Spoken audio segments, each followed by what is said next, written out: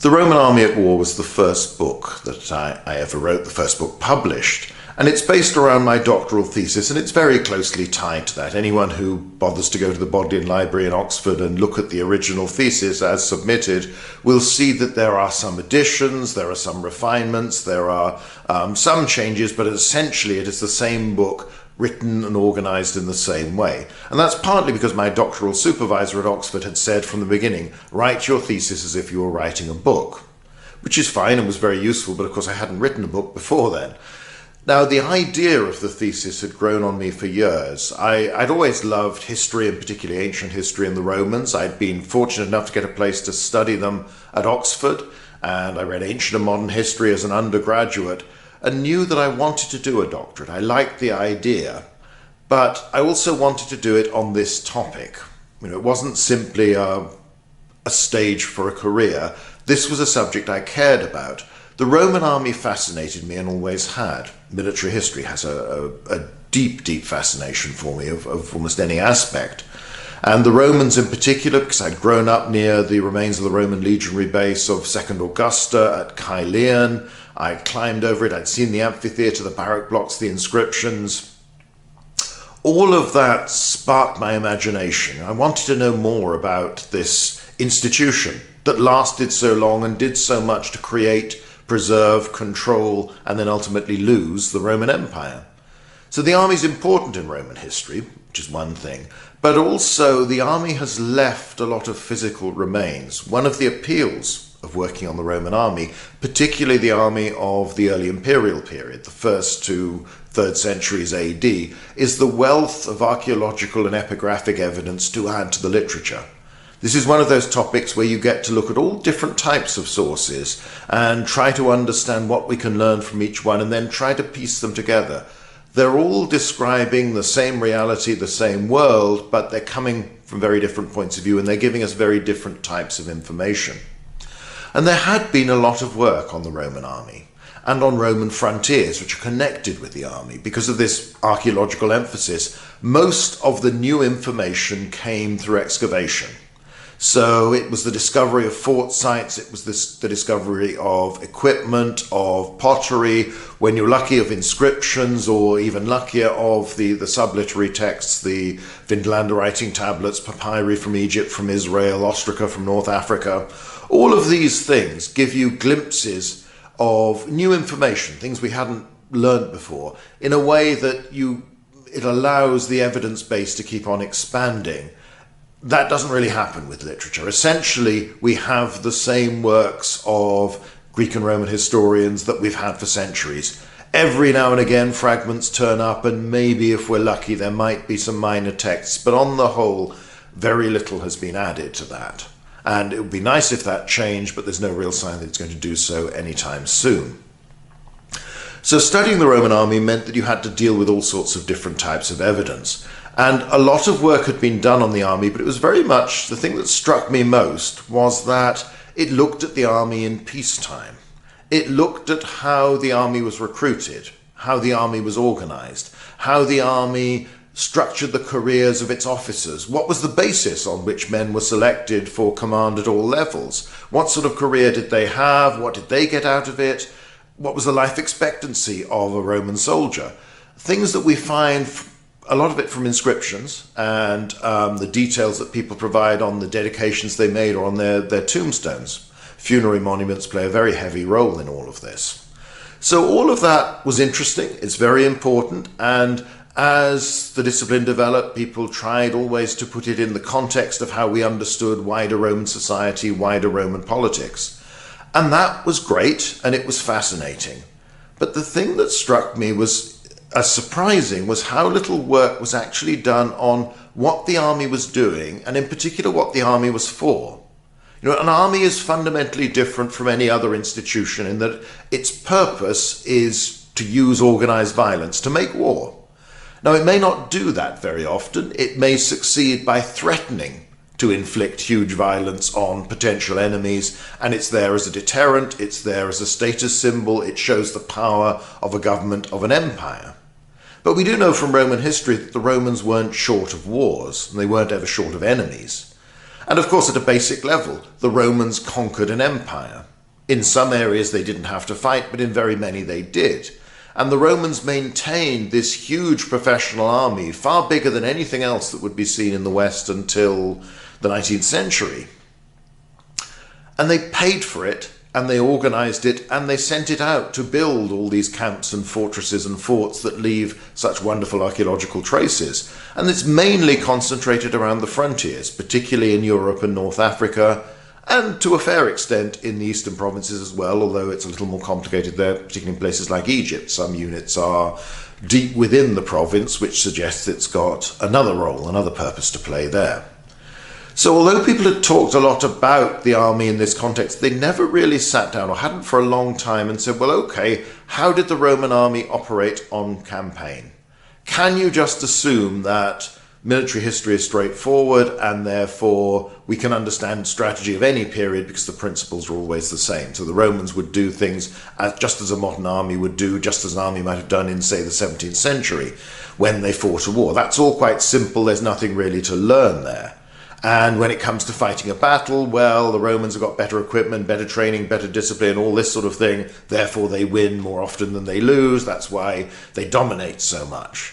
People hadn't really gone to look more closely at how all this was achieved and the workings of the army. So looking at the Roman army very much as an army and as an army at war and fighting, hence the title, The Roman Army at War. The thesis had been the Roman army as a fighting force, so it was even more specific, but a little bit less catchy to put on the cover of a book.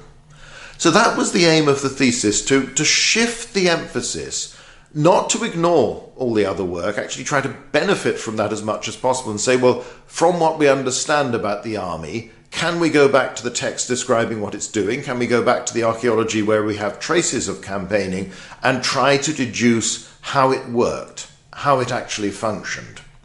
So the first half of the book is on the structure of the army and how that structure was intended to help it operate, and the differences between the theory, the ideal organization, which was the thing we've always tended to study academically to work out precisely the size and organization of a particular type of unit, to the reality of, well, in day-to-day life and when a campaign happened, what did that unit actually have?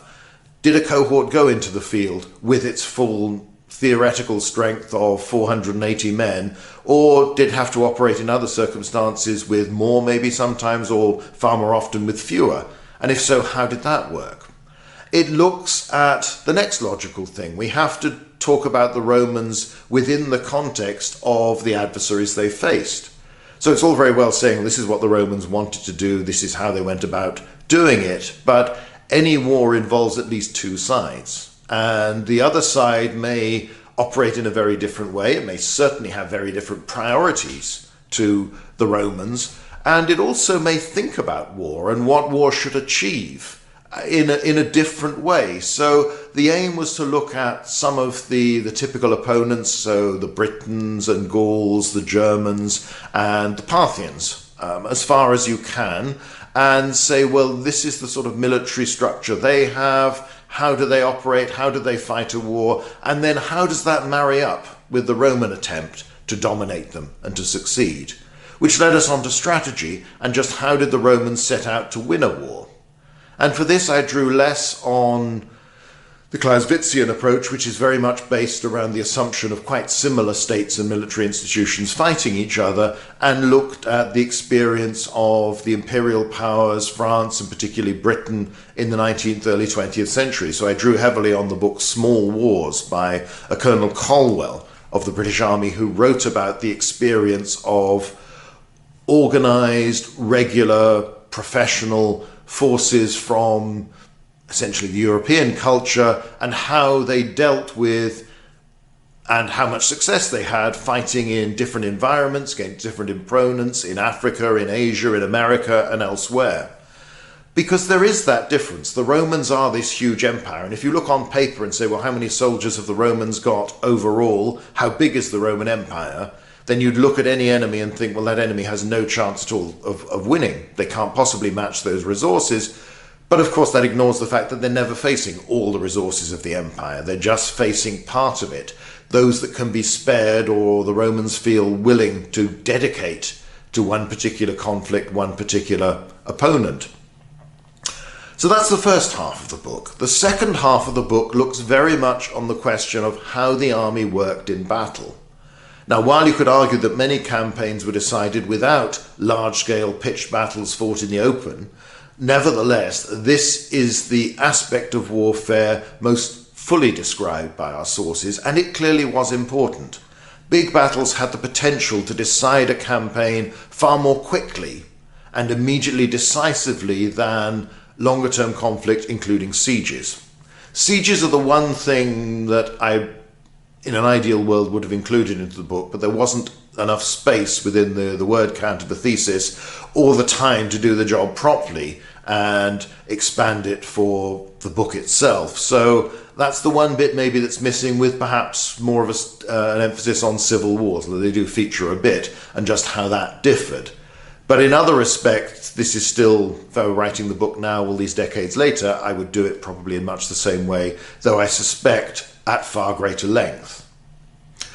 So I looked at battle, and I divided that up. I was heavily influenced by John Keegan's classic, The Face of Battle, and I was very much inspired. It was one of those fortunate coincidences that Victor Davis Hanson's The Western Way of War, analysing hoplite battle, came out, and I got a copy and read it in the summer just before I was about to start my doctorate at Oxford.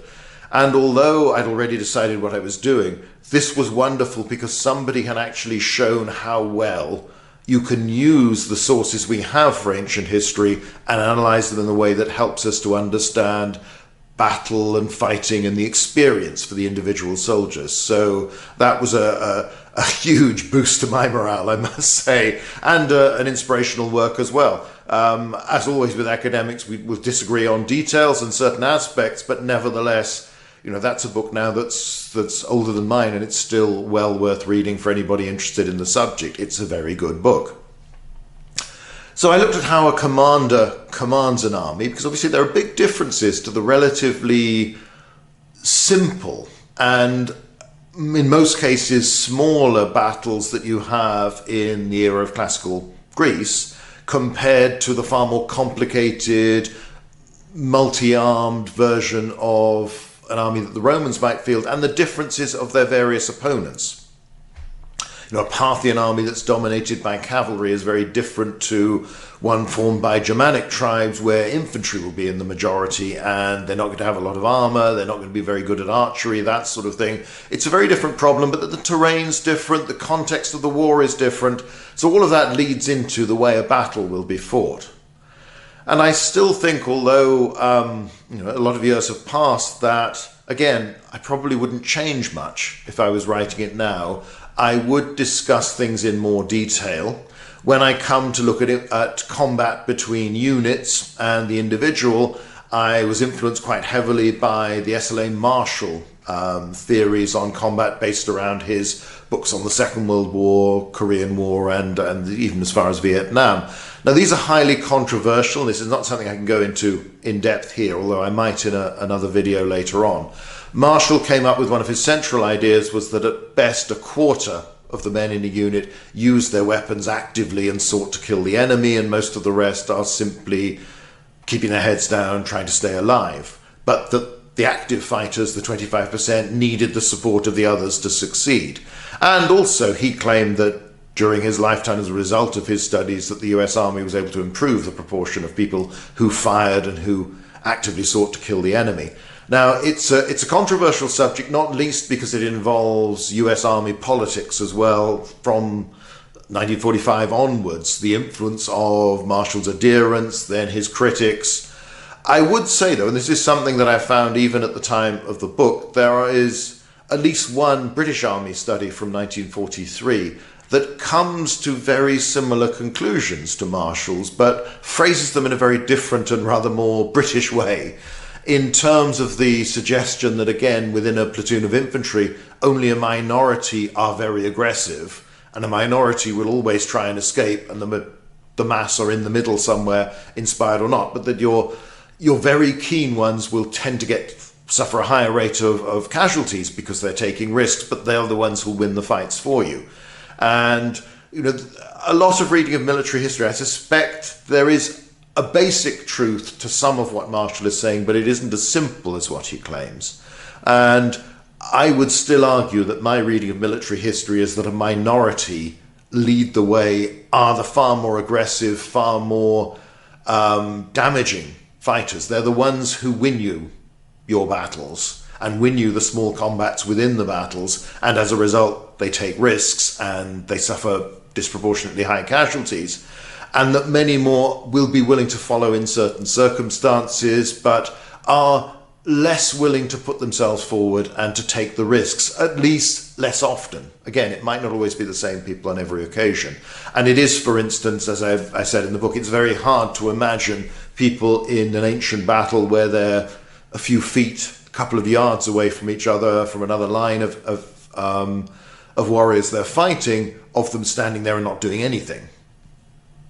However, you do see certain patterns. You do see that in all of ancient warfare, and particularly in the Roman period, that the side that wins the battle suffers far fewer casualties than the side that loses.